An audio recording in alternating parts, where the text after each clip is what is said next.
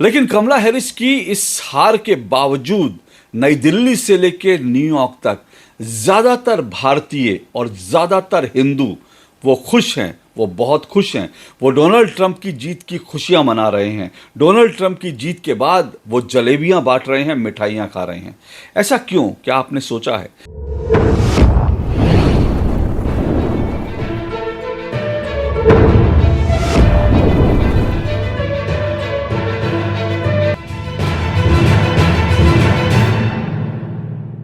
America के राष्ट्रपति चुनावों में भारतीय मूल की कमला हैरिस डोनाल्ड ट्रंप से बुरी तरह से चुनाव हार गई हैं।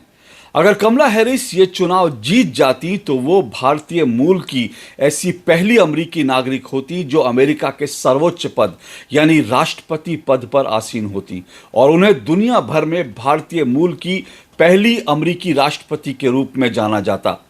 लेकिन कमला हैरिस की इस हार के बावजूद नई दिल्ली से लेकर न्यूयॉर्क तक ज़्यादातर भारतीय और ज़्यादातर हिंदू वो खुश हैं, वो बहुत खुश हैं। वो डोनाल्ड ट्रंप की जीत की खुशियां मना रहे हैं। डोनाल्ड ट्रंप की जीत के बाद वो जलेबियां बांट रहे हैं, मिठाइयां खा रहे हैं। ऐसा क्यों? क्या आपने सोचा है? दरअसल इसके पीछे यूं तो कई कारण हैं, लेकिन आपको दो बड़े कारण मैं आपको बताता हूं। पहला जो बड़ा कारण है, दरअसल कमला हैरिस कुछ उसी तरह से भारतीय मूल की अमेरिकी नागरिक हैं जिस तरह से राहुल गांधी दत्तात्रेय कौल ब्राह्मण हैं और जिस तरह से उदयनिधि स्टालिन अपने नाम से हिंदू दिखते हैं। कुछ इसी तरह से कमला हैरिस भारतीय मूल की नागरिक हैं। और दूसरा बड़ा कारण जो है वो ये है कि जो डोनाल्ड ट्रंप हैं वो भारत के प्रधानमंत्री नरेंद्र मोदी के सच्चे मित्र हैं। न सिर्फ नरेंद्र मोदी के सच्चे मित्र बल्कि वो भारत के और हिंदुओं के सच्चे मित्र हैं। अब आप इसका आकलन कैसे करेंगे? मैं जो कह रहा हूं उसको साबित करने के लिए मैं आपको एक दो उदाहरण देता हूं। सबसे बड़ी बात यह है कि जब 370 हटा था कश्मीर से 5 अगस्त 2019 को, जब जम्मू कश्मीर से 370 को हटाया गया था, उस वक्त डोनाल्ड ट्रंप भारत के समर्थन में खड़े थे। लेकिन यही कमला हैरिस जो भारतीय मूल की नागरिक बताई जाती हैं, उन्होंने लगभग भारत के खिलाफ मोर्चा खोल दिया था और उन्होंने कहा था कि कश्मीरी जो हैं उनका जो उत्पीड़न हो रहा है, उस उत्पीड़न में हम कश्मीरियों के साथ खड़े हैं। इस तरह से उन्होंने कश्मीर को लगभग भारत से एक अलग जो है देश की मान्यता दे दी थी। तो इस तरह से कमला हैरिस जो हैं वो भारत के साथ, भारत के पक्ष में नहीं खड़ी हुई, जबकि डोनाल्ड ट्रंप भारत के पक्ष में खड़े रहे।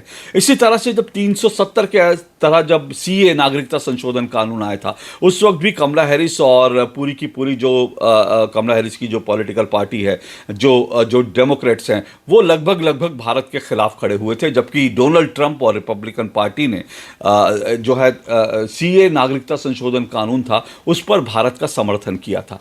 अब ये देखिए कि दरअसल ये जो नरेंद्र मोदी हैं और डोनाल्ड ट्रंप हैं, उनके बीच एक गहरी मित्रता है और ये मित्रता, उनके बीच जो केमिस्ट्री है वो भारत के लिए बहुत फायदेमंद हो सकती है, ऐसा सभी लोग मान रहे हैं। जिस तरह से डोनाल्ड ट्रंप बड़ा खुलकर कहते हैं, नरेंद्र मोदी की प्रशंसा करते हैं और वो खुलकर कहते हैं कि वो भारत के प्रशंसक हैं, वो हिंदुओं के प्रशंसक हैं, उसको लेकर ये कहा जा सकता है कि दरअसल अब जनवरी के बाद जब डोनाल्ड ट्रंप राष्ट्रपति होंगे और राष्ट्रपति पद की शपथ ले लेंगे और उसके बाद व्हाइट हाउस में जाएंगे, तो व्हाइट हाउस में दरअसल भारत का एक सच्चा मित्र जो है वो वहां पर पहुंच जाएगा। अब इस बात को इस तरह से भी समझिए कि हिंदुओं की जब मैं बात करता हूं, जैसा मैंने कहा कि डोनाल्ड ट्रंप जो है वो हिंदुओं के और भारत के सच्चे मित्र हैं, तो इसको इस बात से समझिए कि आप अच्छी तरह से जानते हैं इस वक्त बांग्लादेश के अंदर हिंदुओं का उत्पीड़न हो रहा है, बांग्लादेश के अंदर हिंदुओं का नरसंहार हो रहा है और इस पूरे मसले पर पूरे अमेरिका में अगर कोई एक नेता खुलकर जो है हिंदुओं का जो उत्पीड़न हो रहा है, हिंदुओं का जो नरसंहार हो रहा है, ईसाइयों का और बौद्ध लोगों का जो नरसंहार हो रहा है, उसके खिलाफ अगर कोई एक नेता, अमेरिका का कोई एक नेता अगर बोला था तो वो डोनाल्ड ट्रंप थे। डोनाल्ड ट्रंप ने साफ साफ कहा कि हिंदुओं का और ईसाइयों का उत्पीड़न जो है बांग्लादेश में नहीं होना चाहिए। तो इसीलिए मैंने कहा कि डोनाल्ड ट्रंप जो है वो खुलकर कहते हैं वो हिंदुओं के प्रशंसक हैं, वो भारत के प्रशंसक हैं, जबकि कमला हैरिस जो हैं वो इस तरह की बातें नहीं करती। अब इस बात को इसकी जो गहराई में अगर जाना हो तो इसमें एक सबसे बड़ा जो फैक्टर है वो ये कि दरअसल जो कमला हैरिस हैं वो बड़े साफ तौर पर कहा जा सकता है कि वो अमरीकी डीप स्टेट की जो हैं वो प्रतिनिधि थी और अमरीकी डीप स्टेट ने डोनाल्ड ट्रंप को हराने के लिए अपनी पूरी ताकत लगा दी थी।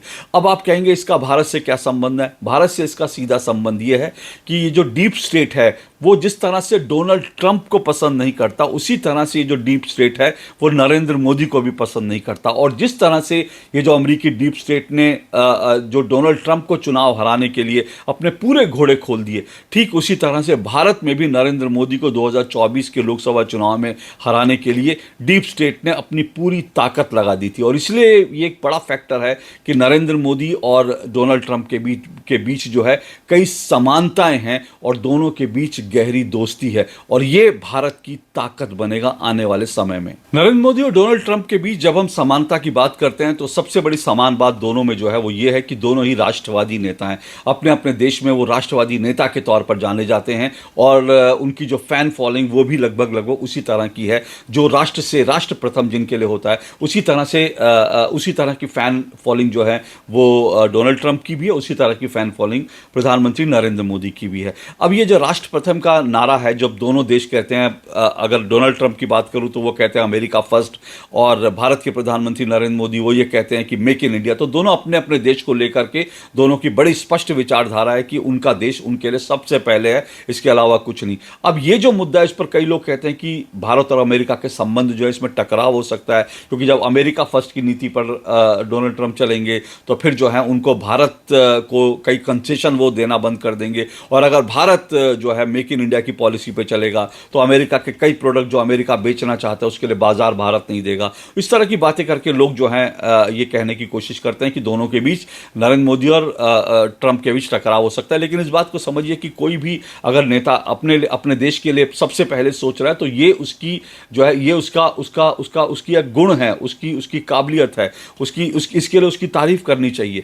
ये ठीक है कि दोनों देश अपने अपने देश के हित में सोचे, इसमें किसी को भी ऐतराज नहीं होना चाहिए, और इसमें जो भी बीच का रास्ता निकल सकता है वो दोनों नेता निकालेंगे, क्योंकि दोनों नेताओं के बीच गहरी मित्रता है। लेकिन अब इसके अलावा भी आप देखेंगे तो दोनों नेताओं के बीच कई तरह की समानता है, उनके विचारों में कई तरह की समानताएं हैं। दोनों ही इस वक्त जो है एक बड़ा मुद्दा लेकर चल रहे हैं। अगर मैं भारत की बात करूं तो भारत में घुसपैठिए जिस तरह से आ गए हैं, बांग्लादेशी घुसपैठिए, रोहिंग्या घुसपैठिए जिस तरह से भारत में आ गए हैं, उसको एक बड़ा खतरा मानते हुए प्रधानमंत्री नरेंद्र मोदी अभी झारखंड के चुनाव में जब गए थे तो उन्होंने घुसपैठियों को निकालने की बात की थी। बीजेपी खुलकर कह रही है कि घुसपैठियों को लात मार के निकालेंगे। तो घुसपैठिए जो है उनको, उनकी आबादी को कंट्रोल करना, उनको निकालना, ये एक बड़ा मुद्दा भारत में नरेंद्र मोदी के लिए है। तो ठीक उसी तरह से जो है डोनाल्ड ट्रंप भी अमेरिका में कहते हैं कि जो इलीगल इमिग्रेंट्स हैं वो उनको निकालेंगे। अब ये कौन है आप अच्छी तरह से समझ सकते हैं, भारत में घुसपैठिए कौन है और अमेरिका में इलीगल इमिग्रेंट्स कौन है जिनको हटाने की बातें करते हैं। इससे आपको पूरी अच्छी तरह से अंदाजा हो गया होगा।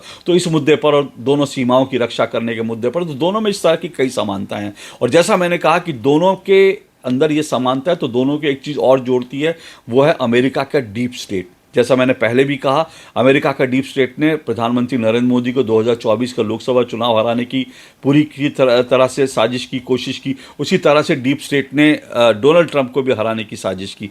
बल्कि अगर आप 2024 का भारत का चुनाव और 2024 का अगर अमेरिका का चुनाव देखेंगे तो दोनों जगह आपको लगेगा जैसे स्क्रिप्ट जो है एक ही स्क्रिप्ट लिखी गई है, और वो डीप स्टेट की स्क्रिप्ट है जो दोनों जगह चल रही है। आपको ये भी याद दिला दूं कि जॉर्ज सोरोस, जो कि डीप स्टेट का, अमेरिकी डीप स्टेट का एक बड़ा प्यादा जो है, तो वो जो जॉर्ज सोरोस है उसने ये भी कहा था, भारत के संदर्भ में कहा था कि वो नरेंद्र मोदी को चुनाव हराने के लिए अपनी पूरी तिजोरी खोल देगा।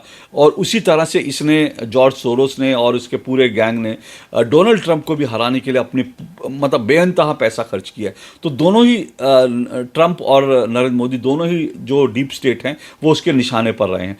और जैसे मैंने कहा ना कि दोनों चुनाव को अगर आप देखें, 24 का भारत का चुनाव और साथ साथ अमेरिका का चुनाव, तो दोनों जगह आपको लगेगा ये की स्क्रिप्ट है। अब देखिए कमला हैरिस पूरे चुनाव में, इस चुनाव में कमला हैरिस बार बार ये कहती रही कि डोनाल्ड ट्रंप जो हैं वो तानाशाह हैं। वो बार बार कहती रही है चुनाव डेमोक्रेसी को बचाने का है, अमेरिका के संविधान को बचाने का है। अब आप सोचिए यही स्क्रिप्ट जो है राहुल गांधी को, यही स्क्रिप्ट मल्लिकार्जुन खड़गे, प्रियंका गांधी वाड्रा और अखिलेश यादव, पूरा का पूरा इंडी गठबंधन जो है यही स्क्रिप्ट पूरे चुनाव में दोहरा रहा था। कह रहा था कि भारत में नरेंद्र मोदी तानाशाह हैं, नरेंद्र मोदी अगर चुनाव जीत गए तो फिर भारत में चुनाव नहीं होगा, ये संविधान बचाने का चुनाव है, लोकतंत्र बचाने का चुनाव है। तो दोनों को भाषण में आपको दिखाता हूं, देखिए ऐसा लगेगा कि दोनों की स्क्रिप्ट जो है, चाहे कमला हैरिस के भाषणों की और राहुल गांधी के भाषणों की, दोनों की स्क्रिप्ट ऐसा लगता है एक ही व्यक्ति लिख रहा है। जरा सुनिए। This is the most existential, consequential, and important election of our lifetimes. और अब यह चुनाव लोकतंत्र को बचाने का, रिजर्वेशन को बचाने का और कॉन्स्टिट्यूशन और गरीबों के अधिकार को बचाने का चुनाव हो गया है।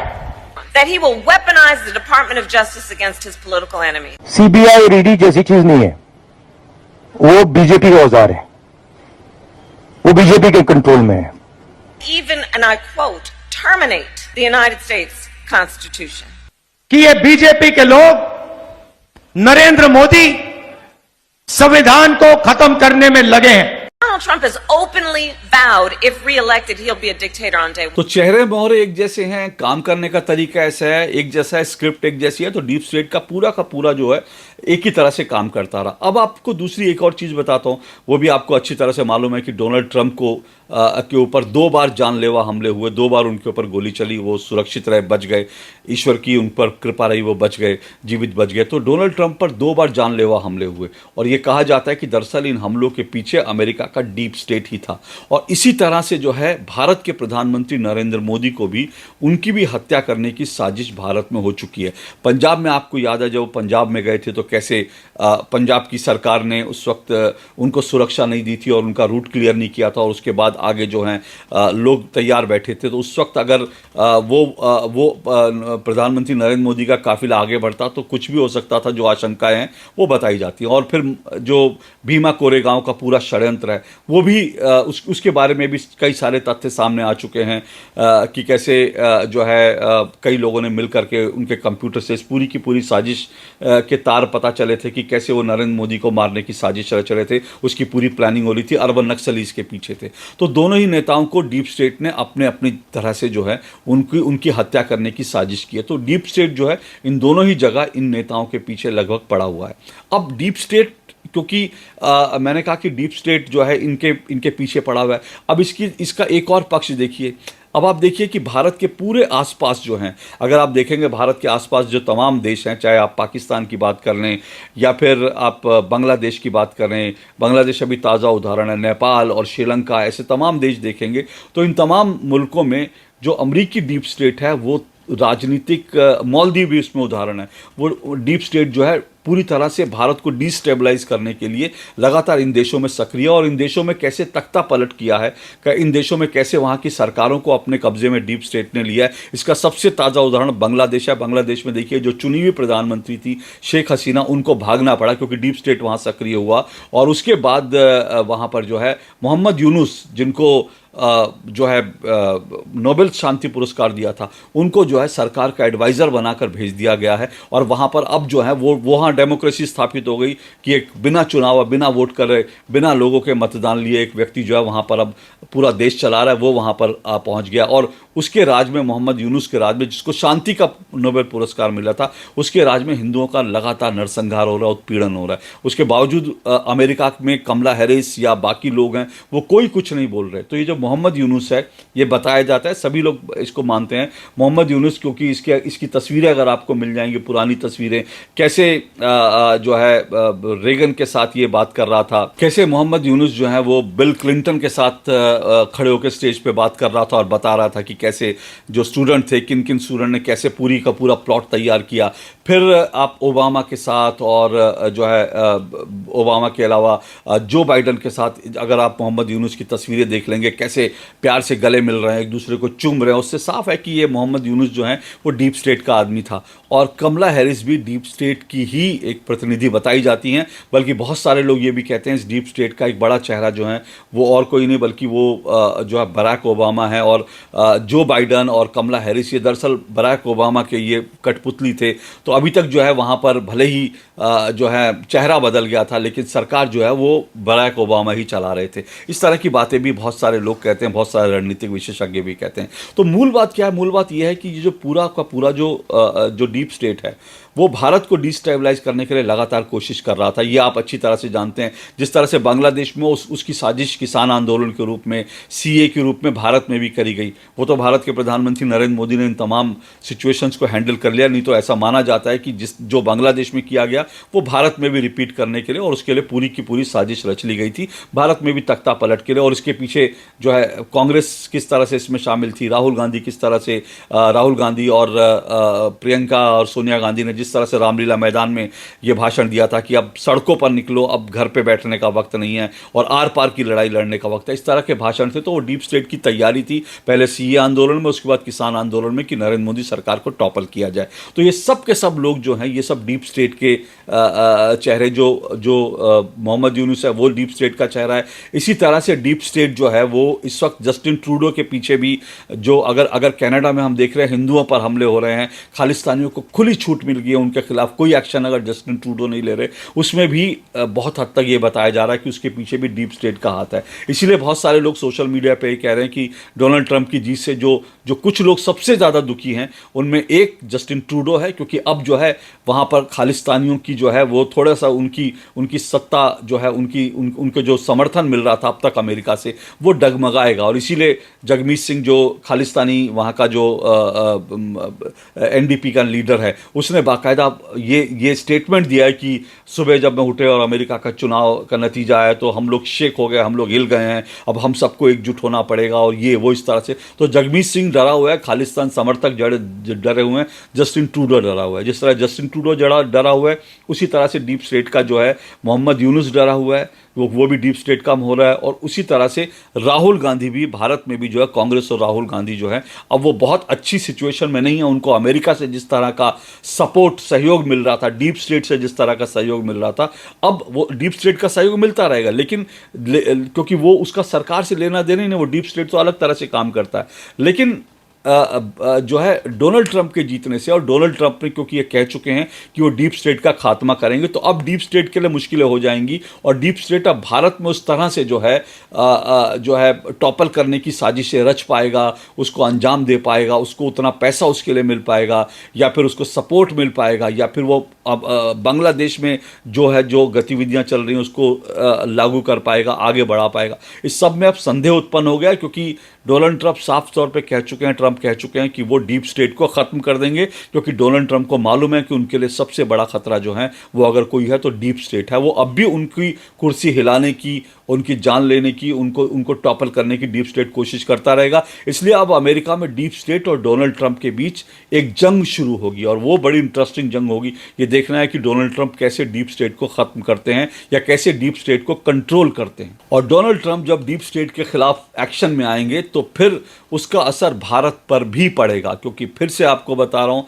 भारत में भी जो अब तक हो रहा था, और कांग्रेस में राहुल गांधी जो स्क्रिप्ट लेकर आगे बढ़ रहे थे, राहुल गांधी जिस तरह की स्क्रिप्ट को लेकर लगातार आगे बढ़ रहे हैं, जिस तरह का राहुल गांधी लगातार काम कर रहे हैं, उसके पीछे साफ तौर पर जो है डीप स्टेट का हाथ देखा जा रहा है। वो अमेरिका में जाकर जो है सिखों को भड़काते हैं, वो ये कहते हैं कि भारत में हिंदुओं को जाति के नाम पर बांटने की कोशिश कर रहे हैं। वो जो है दक्षिण में जाकर दक्षिण की बात करेंगे। उन्हीं की पार्टी के एक नेता ने जो है दक्षिण को एक अलग राज्य बनाने की बात कर दी थी। दक्षिण में जो है कटिंग साउथ करके जो है वो कार्यक्रम आयोजित किए जा रहे हैं इस तरह से। और कश्मीर में, जम्मू कश्मीर में 370 को लेकर जो एक पूरा का पूरा एक नैरेटिव कांग्रेस गढ़ने की कोशिश कर रही थी। कश्मीर से लेकर कन्याकुमारी तक कांग्रेस जिस तरह के नैरेटिव गढ़ने की राहुल गांधी के नेतृत्व में कोशिश कर रही है, भारत को तोड़ने की जिस तरह की कोशिश कर रही है, नरेंद्र मोदी को टॉपल करने की कोशिश कर रहे हैं, उस सब को लेकर जो है एक विराम लगेगा, या उस सब को नियंत्रित करने का असर जो है, जब डोनाल्ड ट्रंप उनको नियंत्रित करेंगे तो उसका असर भारत में भी पड़ना तय है।